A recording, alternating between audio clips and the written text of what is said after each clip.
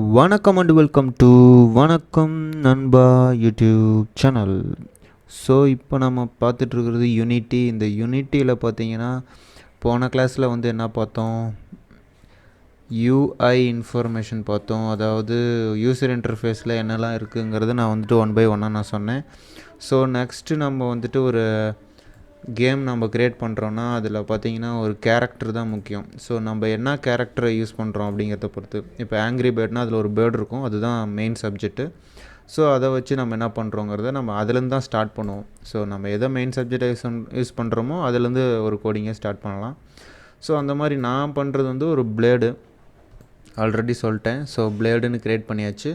ஒரு பிளேடை வந்துட்டு, பிளேட்னால் ஒரு சக்கரம் மாதிரின்னு வச்சுக்கோங்களேன். ஒரு இது இமேஜ் காட்டுற பாருங்கள். ஸோ இந்த இமேஜ் தான். ஸோ இந்த இமேஜை வந்துட்டு ஒரு பிளேடுன்னு நான் வச்சுக்கிட்டேன். இந்த பிளேடை வந்து நிஞ்சா பிளேடு மாதிரி. ஸோ இதை வந்து சுற்றிக்கிட்டே இருக்கும். இது போய் பலூன்ஸ்லாம் உடைக்கிற மாதிரி கேம் க்ரியேட் பண்ண போகிறோம். ஸோ இது சுற்றுறதுக்கு இப்போ நாங்கள் க்ரியேட் பண்ணது, இப்போ நான் டவுன்லோட் பண்ணது ஒரே ஒரு பிளேடு பிஎன்ஜி.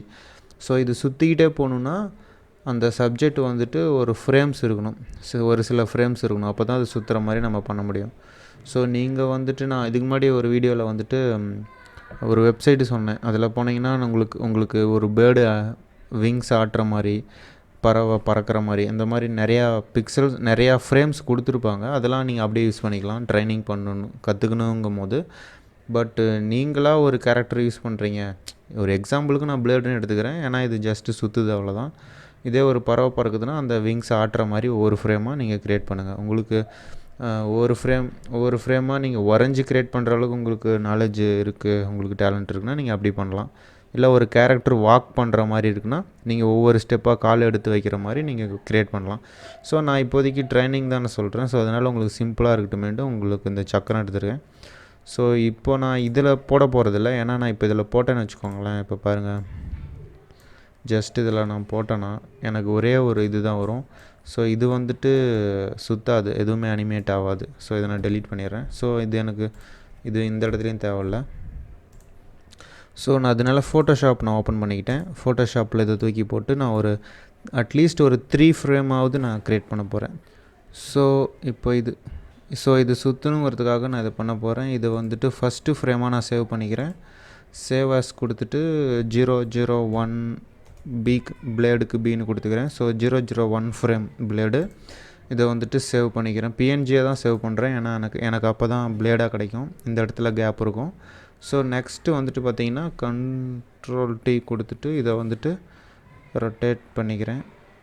இது ஆக்சுவலி பார்த்திங்கன்னா இது கொஞ்சம் கேப் கொடுக்கணும், அப்போ தான் ரொட்டேட் பண்ணுறது கரெக்டாக இருக்கும். ஸோ நான் ஃபஸ்ட்டு இந்த மாதிரி கேப் கொடுத்துக்கிறேன். இப்போ நான் திரும்ப அதிலே 001 சேவ் பண்ணிக்கிறேன், இந்த 001க்கு.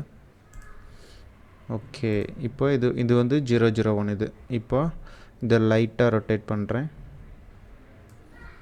என்ட்ரு பண்ணிக்கிறேன். இதை மறுபடியும் சேவ் ஆஸ் பண்ணுறேன், 002 அப்படின்னு கொடுத்துக்கிறேன். 002 ஸ்பேஸ் பி. மறுபடியும் இந்த லைட்டாக ரொட்டேட் பண்ணுறேன்.